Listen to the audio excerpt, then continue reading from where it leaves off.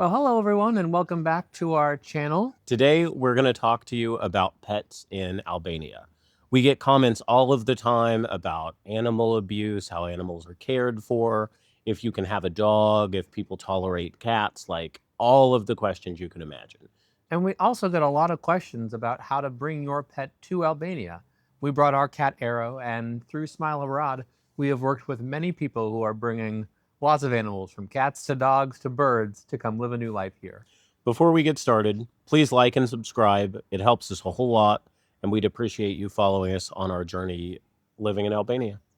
So, first things first, Sam, why don't we talk a little bit about what is different about pet culture and the cats and the dogs here in Albania versus in the States? You do see some stray cats and stray dogs out and about. Yeah, I mean, animals live in the neighborhoods. You see a dog on the sidewalk that kind of belongs to a restaurant, if you will. They bring it scraps, they take care of it. You'll see these animals like have tags in their ear. They're known to the city. And you see the same thing with cats. You see cats kind of roaming around here and there. Um, a lot of these animals, like I said, they kind of live in a neighborhood. But in Saranda, at least, you will also find the occasional like dog or couple of dogs sort of running through town. It's more noticeable during the winter when there are less people here. But generally speaking, these are not vicious animals. They're not going to hurt you. They're really calm and docile. They just live outside. Yeah, it definitely varies depending on the location that you are. But for the longest time in the history of Albania, dogs and cats were not necessarily considered indoor pets. They were for the outdoors. And there generally is still a bit of a superstition about keeping a cat inside or keeping a dog inside, especially if someone has small children. And dogs are largely seen as farm animals. That doesn't mean that Albanian people don't have dogs as pets, but it is way less common than in the USA. Keep in mind, most people didn't have pets during communism. So this is another thing that's relatively new. I mean, since the 90s, a lot more people are able to have a cat, a dog, or some other sort of animal. One thing that I know that we both see a lot on Facebook are questions or stories about animals being poisoned or abused. What do you think on that topic? Yeah, look, I mean, it's had to have happened at some point. I'm not gonna deny that there is never a case of animal abuse, but in our time here, we've not seen this. I mean, I recognize the stray dogs and the stray cats in our neighborhood. This is a tough thing for me because it is very, very prevalent on Facebook. I mean, if you look in the Facebook groups, like, all the animals are being poisoned every day. And that's just not the reality. It's really not. The people that I see interacting with the animals that live outside throughout the country are generally very kind to them. They're taking care of them. They're bringing them food. Has it happened? Could it happen? Yeah, probably. But in my opinion, we need to be looking forward. We need to be looking up. We need to be helping the country and the community make progress towards this and educate people about pets and help with charity endeavors to make sure that abandoned animals have homes, things like that. Now, in terms of charity endeavors, there isn't really, at least in this region and outside of Tirana, there's not really a concept like we have in America of animal control being a public service or even universal spay, neuter, or microchip programs. There are some charities that help with this, some very kind hearted veterinarians that donate their time and donate their skills to make this happen. But there's not the sort of institutional support that exists in Western countries like you would normally expect. There are a lot of Albanian people and expats that work very hard to make sure that animals have homes. This is done rather informally. Like Spencer said, there's not really a Western kind of mindset about this or the Western infrastructure yet. But people really do care. They make a strong effort. People adopt animals all of the time. And one of the things that's noticeable to me, there are tons of pet shops throughout the country. So you can get the supplies that you need. People are very willing to care for animals. And I think this is just going to continue to progress in a positive way.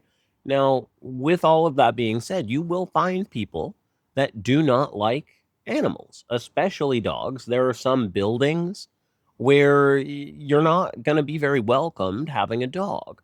So, this is something that you need to ask your landlord very clearly about, make sure they're comfortable with it, they're okay with it. If you're moving into a multi-story building, you need to use an elevator.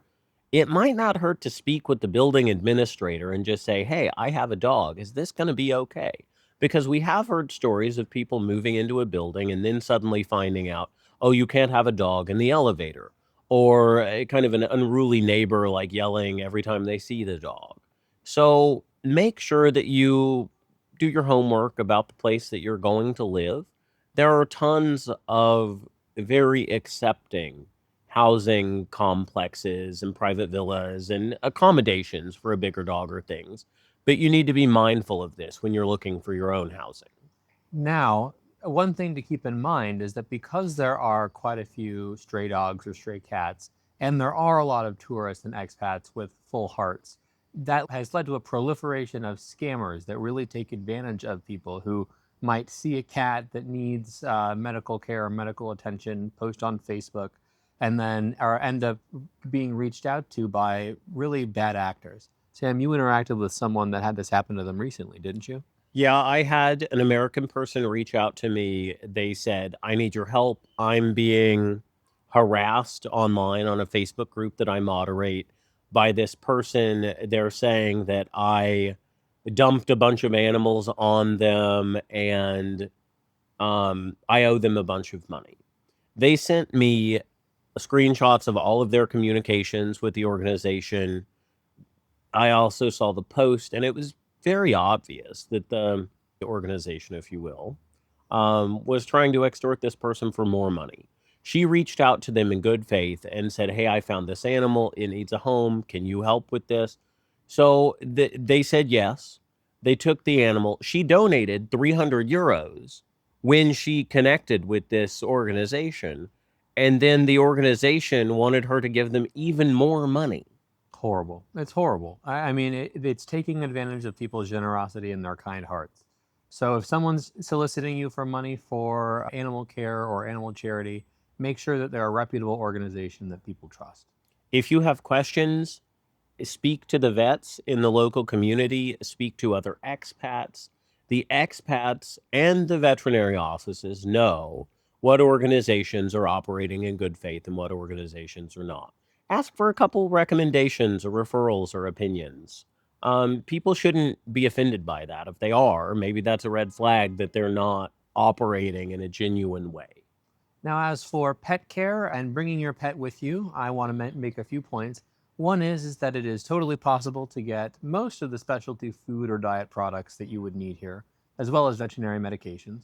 Our cat Arrow is on a Hills Science Diet hypoallergenic food that costs about the same as it does in the US here, that we're able to get through special order through our veterinarian, but it's doable. And then also, if you're traveling with your pet, if you're trying to bring your pet from America, that's also very doable. You can see in detail our journey of bringing Arrow here to Albania. But through Smile Abroad, we have talked with many, many people who have brought a cat or a dog or any other types of pets with them on an airline and arrived here in Albania.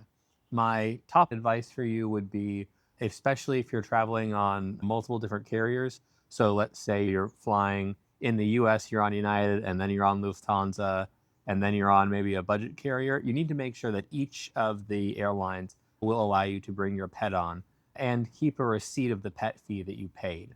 I also would recommend Turkish Airlines as generally good and supportive of pets, although we have heard someone who was trying to bring a bird say that they were not able to get their bird from Istanbul to Tirana. So uh, keep that in mind if you're trying to bring a bird with you. The bottom line here is that pet culture, while different from the US, is not cruel or inhumane. They're not treated as fur babies, but they're also not treated as villains. They are farm animals. They are you know, members of the community that are generally taken care of by the community. And you don't need to be concerned about bringing a dog that you walk on a leash or a cat that you keep in your home. You don't have to worry about that at all. Look, the bottom line is it's an evolving culture with pets. People are becoming more knowledgeable, more friendly, more tolerant.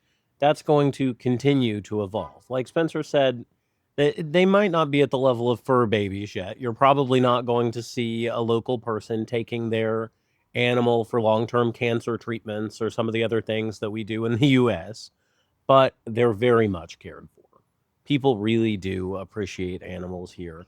And yeah, we've got to be honest. Like, we hear enough about cases of animal abuse that it has definitely happened. But that is not the norm. It's not a thing that you need to be horribly concerned about, in my opinion.